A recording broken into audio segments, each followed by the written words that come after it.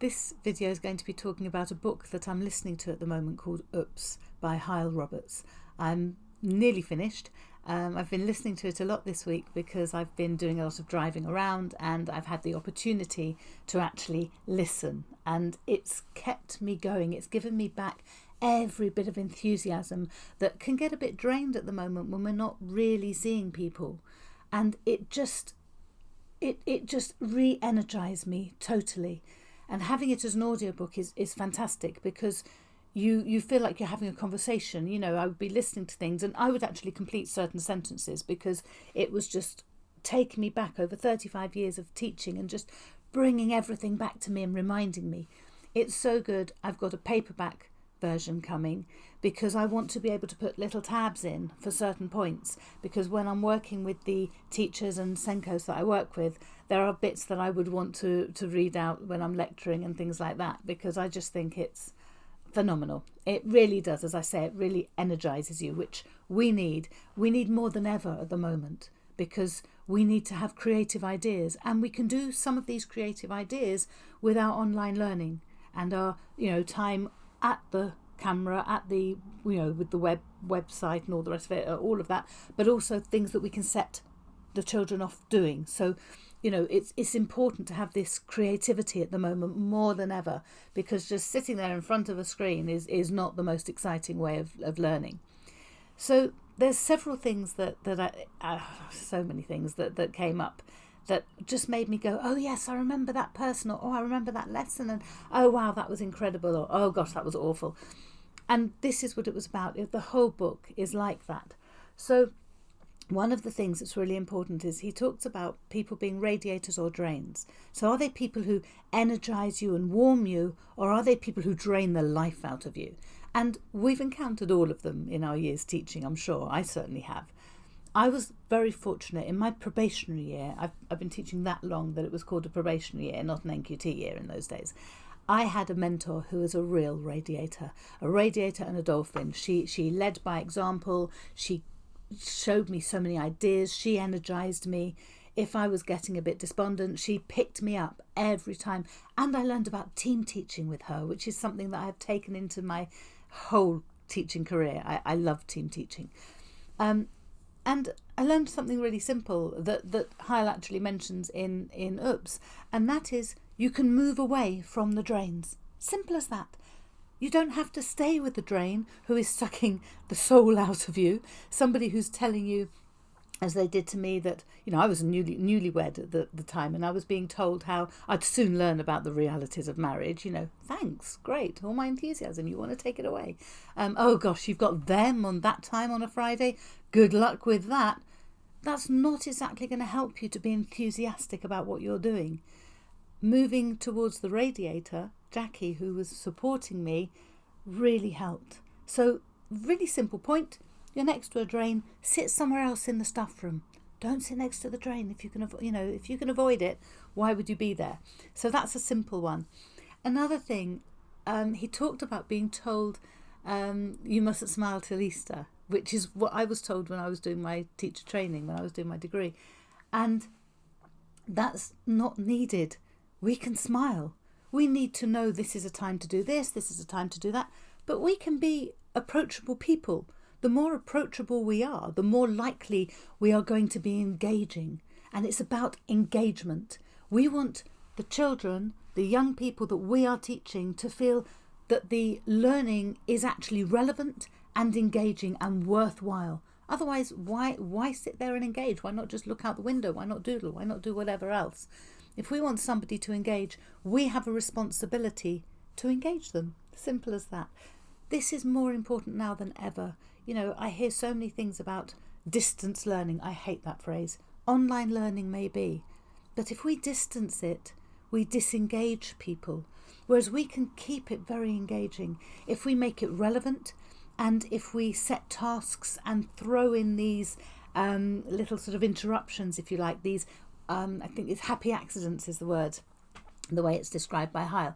If we throw in these happy accidents that really challenge their thinking, not everything has to be face-to-face online. It can be setting something up, going away, coming back, little groups in breakout rooms, however you do it. but it needs to be engaging, and it needs to not be remote or distance learning. It needs to not be that. No learning should be that. It should be close to. It should be involving, inclusive. So talking about it being relevant, one of the things that came into my mind was a project I did in my very first probationary year. We had a situation where they were going to be closing. There were 7 local schools, and we knew one was going to have to close, and we didn't know which one. And we were told as a staff, you can't discuss this with the children. Well, all the children wanted to talk about was whether their school was going to survive. So very creatively, I came up with a place called Schoolville, really imaginative. But I set up Schoolville, and it happened to have 7 schools that just happened to have the same sort of dynamics as the schools that were in our own area. Obviously, they had different names, and it was nothing to do with that. And the children were given different roles. This was in a senior school, and we had people who were governors, people who were parents, people who were pupils, people who were teachers, people on the council, all different roles, and we performed different things. We had debates, we had letter writing, we had newspaper articles, we had live television and radio broadcasts, all this thing within the classroom. But it was very real to those children, and they could get out there all those things they wanted discussed to do with the school closures. Our school wasn't closed, by the way, in case you're wondering. Before I move on to some other projects that we did over the years, there's something which he mentioned which really got to me, and he talked about every lesson being every lesson and every day being fresh. So you don't hold on to a grudge from the previous lesson. If a pupil has wound you up, and let's face it, they know what buttons to press. They're really good at this. We are the adults. It's our duty to start again, to show them how you can repair things, how you can move forward, and not be harping back over, oh yeah, well you... Okay? I had a colleague once who really used to focus on the negative. And if a pupil had wound her up, that would go on. She would hold that on. Well, that meant his behaviour in future lessons got worse and worse. Once she saw him in a different environment where he was engaged, she saw a very different child, and we were able to discuss how this could happen and so on. But this grudge, we're the grown-ups, we can't be doing that. So another child, totally disengaged, English, just nothing. All he wanted to do was he played golf, and he wanted to be on the golf course. That's all he was interested in. So we started a project where we had everybody, they could work on their own or in groups or in pairs, it was up to them, and they could have their own island. Within that island, they could basically make up all the rules, but everything had to be within the reality they had set themselves. So there would be letter writing, there would be description, there'd be designing the island, what did it look like, why, and then both have a visual of it, but also have a written description of it. So they've got the discursive writing. There'd be some form of conflict, and then they'd have to resolve that. So you've got the whole discursive stuff as well as descriptive. All sorts of different, you can imagine, I mean, it went on and on and on, it went wild. It engaged this child so much that I had him. From then on, I had him in English, because he knew that English was a lesson that could be engaging. I didn't have a book about golf, but we were able to create a situation where he could work with golf, other people could have whatever island they wanted, they could make it their own. But the rules that they'd set themselves, the parameters, remained in place. So again, it teaches them how to work within a set framework. And I've adapted that and used it in all sorts of ways. We had a very exciting one. It's about happy accidents and drawing them into the reality. So we had one, I was working with a colleague called Richard, and he had this brilliant idea, and we team taught, which, you know, as I say, this is energising, team teaching. And he set it up so there were weird prints on the school grounds, and then these enormous broken, cracked eggshells. What were they? We didn't know.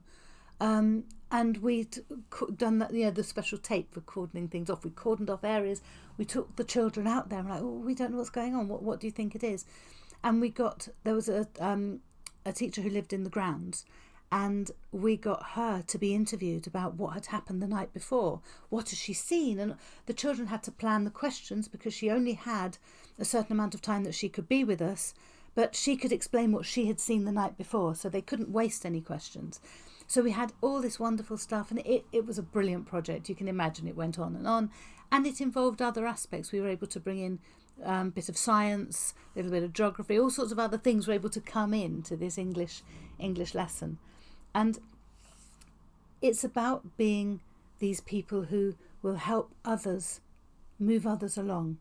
We work as a team, and as a team you can bring out the best, and you can throw in little sort of these happy accidents where you can suddenly say, I've had a letter from so-and-so, it says this.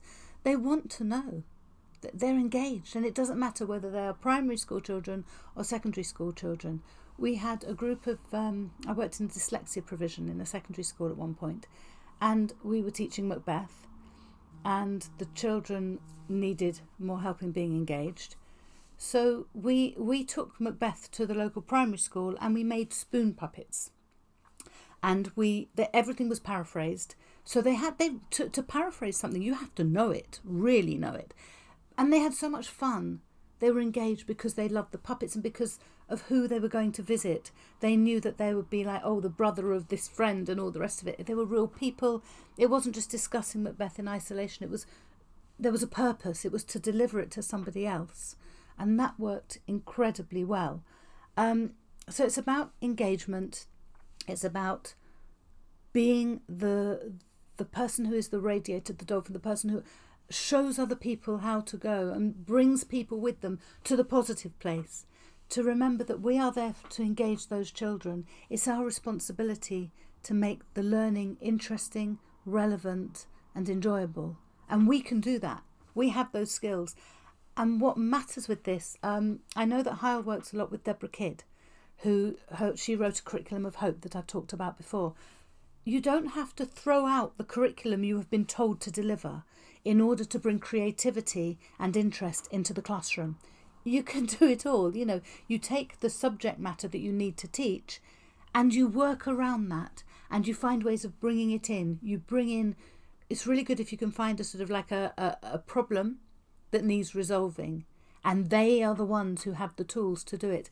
We don't stifle their questions. We don't stifle their answers. If we get asked a question, we don't dismiss it as irrelevant. We see the relevance of it and we throw it back. What do you think? What made you ask such a question? Where did that come from? Can you enlighten me? We show interest. If we're going to be wanting them to be interested in our subject, we need to be interested in them and their minds if we're going to bring them along with us. And we can all do it. We've got those skills, or why have we gone into teaching in the first place? But we need to make sure that we stay with those radiators and those dolphins. And you'll know what I mean by radiators and dolphins if you listen to and read Hywel Robert's book, Oops. I can't recommend it highly enough. It's fantastic. It has just re-energized me. And it's going to be one of those ones on my shelf that gets taken off loads of times and just fingered through to just say, yep, we want to thumb this one and say, yeah, this is for you, this is for you, these are ideas. Take these ideas and run with them and make them your own, because we can all do that. We've got those skills. We are the grown-ups. We are the educators, but we can only educate people if we bring them with us and if we keep them interested. So let's get creative and let's get children interested in their learning. Thank you.